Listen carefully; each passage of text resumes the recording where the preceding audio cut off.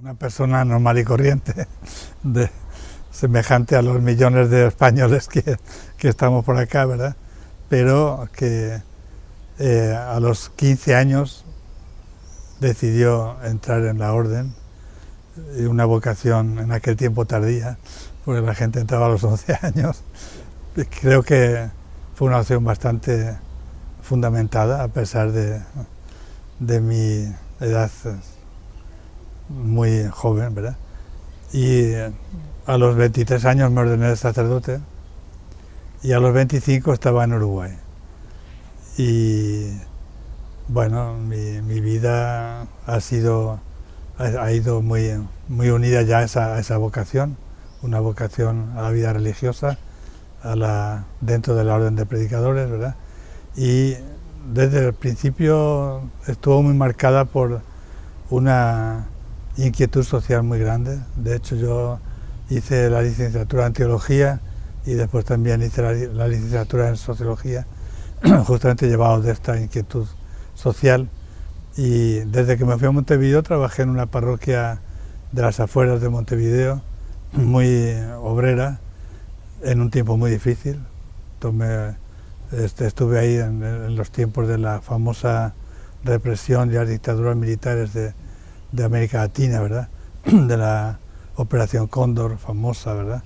Eso yo lo viví en carne propia con 26, 27, 28 años. Una vez que aguanté ese shock, yo creo que ya me preparé para aguantar cualquier cosa, porque fueron años de América Latina tremendamente duros, tremendamente dolorosos, y donde compartimos vivencias muy duras, ¿verdad? Entonces estuve ahí y en el año 76 me fui a Paraguay, que en aquel momento se quedó solamente con dos dominicos. Estuvimos una temporada, 3, y ya mi vida ahí en Paraguay llevo ya 42 años, ¿verdad? Entonces, bueno, eso soy, un español que ya es más paraguayo. Ya me defino como un paraguayo nacido en España. En Paraguay queríamos estar, no había casi, como digo, se quedó con dos frailes, entonces se vio de reforzar un poco eso, y bueno, yo me ofrecí también para ir a Paraguay dentro del proyecto que teníamos en la orden, ¿verdad?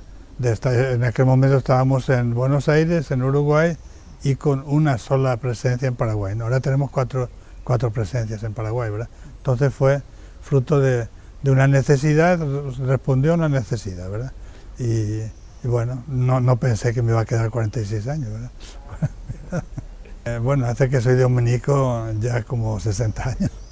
Desde los 15 tengo 72, así que profesé a los 16, ya a estas alturas, ¿verdad? Y en todo este tiempo, si tengo que responder por qué dominico, en primer lugar me siento muy identificado con todas las personas, ¿verdad?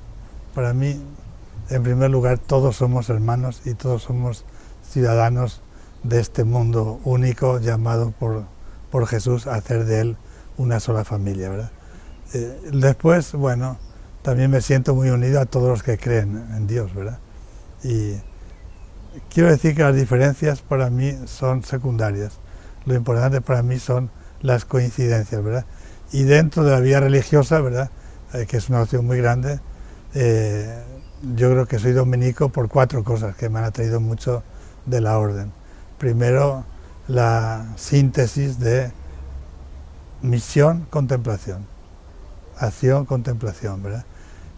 Ya Santo Domingo fue, en ese sentido, en aquel tiempo, absolutamente novedoso. Ahora ya hay muchas órdenes que también viven eso, pero Santo Domingo podemos decir que fue absolutamente un innovador y un renovador grande, ¿no? Y aportó eso, ¿no? Entonces, el dominico es alguien que está para la misión, está para evangelizar, está para ir a las fronteras donde esa misión es más necesaria, pero desde una vida de oración, contemplación. Entonces, esa síntesis a mí siempre me ha encantado, ¿verdad? Otra, la importancia que la orden da al estudio, ¿verdad? La misión, pero una misión fundamentada en una profunda vida intelectual, seria, cultivada, ¿verdad? Con unas raíces profundas en la Sagrada Escritura, en la teología, ¿verdad? Entonces, Santo Domingo también fundó las primeras conventos en ciudades de aquel tiempo y universidades, y Santo Tomás de Aquino, San Alberto Magno, los primeros dominicos fueron grandes santos y grandes intelectuales, ¿verdad? Creo que es algo que yo procuro llevar también al Bañado, donde estoy ahora comprometido, ¿verdad? Y otro aspecto para mí es el aspecto que en la orden tenemos de una vida muy democrática, que también es una cosa absolutamente novedosa desde el siglo XIII somos una orden religiosa donde todo se hace en común, en fraternidad, donde los cargos son todos temporales, donde surgen de la base. Entonces, bueno, es una manera de encarnar la vida religiosa también muy interesante y que para mi modo y para mi temperamento creo que es lo que más sintoniza, ¿no? Diría que esas tres cosas son las que me han entusiasmado, ¿no? Paraguay es un país desconocido, en primer lugar. Mucha gente que es Paraguay ni saben dónde está, ¿verdad? Y Paraguay es un país maravilloso, con una historia trágica, con una riqueza inmensa, llena de pobres. Entonces, no se conoce Paraguay. Paraguay ha sufrido las guerras más atroces y más terribles de América Latina. En 1865 a 1870 tuvo una guerra realmente de exterminio, donde se levantó a través de sus cenizas. Cuando terminó la guerra, que se llama la Triple Alianza de Brasil, Argentina y Uruguay contra Paraguay, quedaron solamente 100.000 supervivientes. La mayor parte de ellos niños y mujeres. Es decir, casi se destruye Paraguay, ¿no? Se levantó de eso.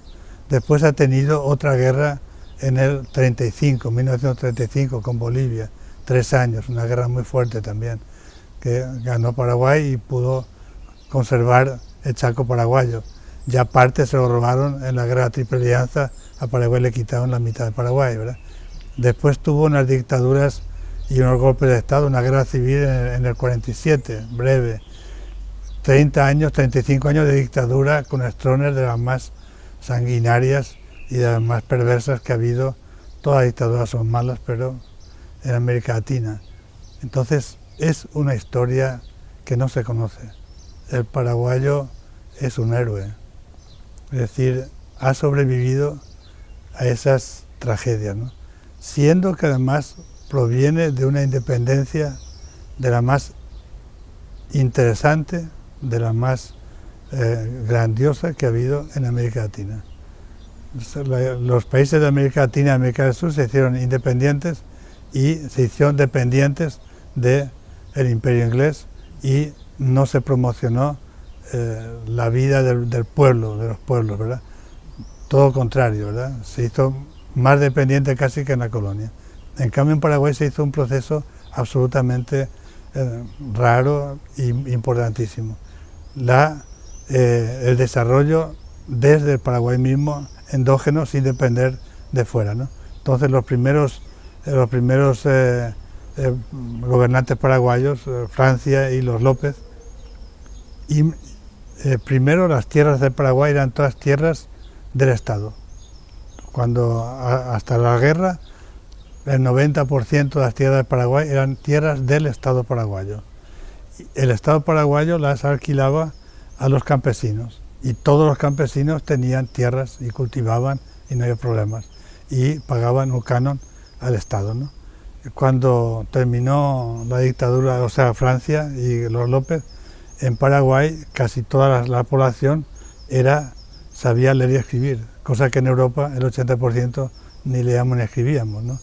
Y los López trajeron grandes técnicos de Alemania, de Inglaterra, y hicieron altos hornos. En Paraguay se fabricaban las vías y se fabricaban todo lo que hacía falta. Allí mismo Paraguay ya no se traía de Inglaterra, no se importaba de Europa, se hacía allí, ¿no? Entonces tuvo un desarrollo cultural, industrial y autosustentable como ningún país de América del Sur.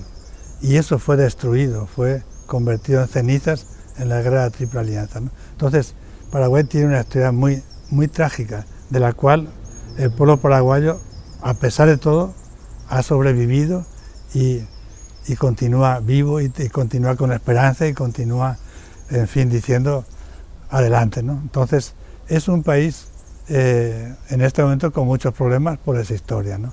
Es decir, hay todavía el desarrollo en este momento de salud, educación, infraestructuras, viviendas, es muy pobre, ¿eh?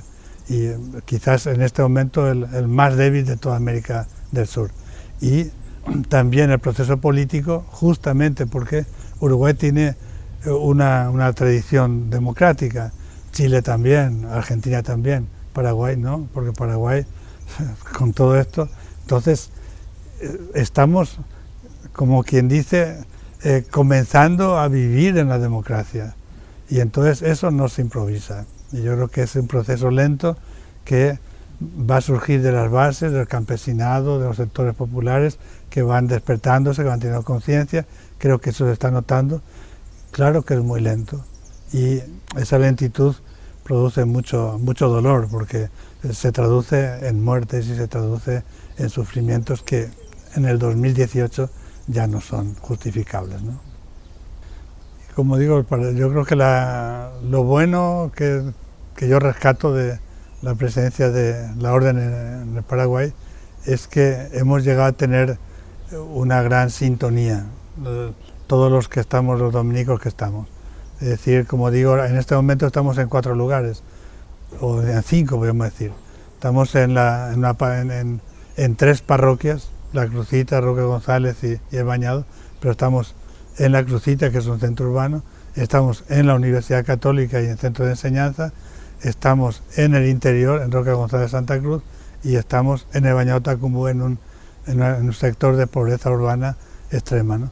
Entonces, estando en tan diferentes lugares, responden a una única visión, que compartimos, que analizamos, que evaluamos, que planificamos cada año, y yo creo que esa sintonía que tenemos, decir, la Orden en Paraguay, queremos ser una orden que desde lo propio nuestro, con nuestro carisma, nuestras características particulares, lo que queremos es en Paraguay estar presente en estos 3 medios, en el mundo intelectual, en el mundo campesino y en el mundo pobre, ¿no? Y en estos 3 medios hacer presente la misión de la Iglesia, abrir caminos y hacer presente, bueno, el proyecto del reino de Dios, ¿verdad? En esos sitios que son, en este momento yo creo que son 3 lugares de frontera. El campesinado en Paraguay está siendo masacrado, un hecho que tampoco se sabe, ¿verdad? Desde que cayó la dictadura hasta ahora han sido asesinados 130 dirigentes campesinos, de los cuales no se conoce de ninguno quién lo hizo, ¿verdad? Indudablemente son sicarios que han ido descabezando el movimiento campesino, que continúa siendo uno de los movimientos más importantes en Paraguay, ¿no? Entonces, en ese mundo campesino la Iglesia está presente y la Orden quiere estar presente y quiere estar ahí acompañándonos. El mundo de pobreza urbana, como digo, es la lacra que tendríamos que borrar de América Latina. América Latina es un continente rico y no tiene sentido que tantos millones de latinoamericanos y de paraguayos sufran en esos cinturones de pobreza que son invivibles. Entonces, yo creo que si en algún sitio la Iglesia tiene que estar presente, un lugar privilegiado tiene que ser ese, ¿no? Por la necesidad de las personas, por lo que sufren y por lo que hizo Jesús. Jesús vivió y anunció el Evangelio desde los más pobres, ¿verdad? Entonces creo que tenemos que estar ahí y los que estamos en Paraguay tenemos claro que ese es nuestro compromiso. Y en la universidad, que creo que también es otro lugar de fronteras. Hoy día en el mundo creo que ya no podemos anunciar a Dios y anunciar a Cristo desde una vida, o sea, desde unos parámetros intelectuales conservadores, absolutamente impropios, ¿verdad? No, hoy día tenemos que estar en contacto con las ciencias, con la vida intelectual, con los grandes ámbitos en que se abre hoy día el panorama mundial, ¿verdad? Y desde ahí decir, también ahí está presente Dios y ahí se puede vivir a Dios y desde ahí se puede anunciar el Evangelio, ¿verdad? Entonces, estamos en esa situación y creo que yo me encuentro muy a gusto en esa comunidad donde soy uno más y quizás el más pequeño de todos, el más chiquitito.